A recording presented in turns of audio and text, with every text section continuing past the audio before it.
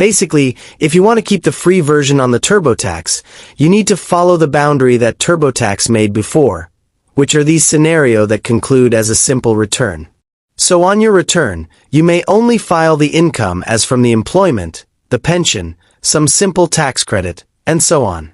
For example, if you file the other income as self-employed, you will lose the free version because when you sign for self-employment, you cross the boundary of the free version of TurboTax.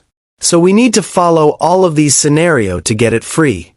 I will leave the full article in the description in case you want to read it full.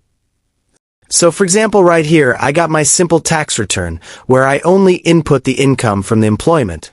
And if I hit on Finish and File at the left side of the screen to file my return, and tap the Start button on Review Your Order section, there you go, I get to file with TurboTax for free. Just tap the Place Order button. And then payment to TurboTax was successful.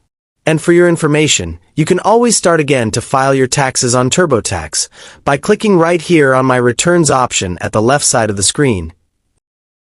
And click on Start a New Return just below it.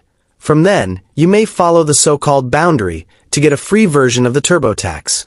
If you still have any question, just comment down below, and I will try my best to guide and help you guys. If you find this video useful, please consider like and subscribe.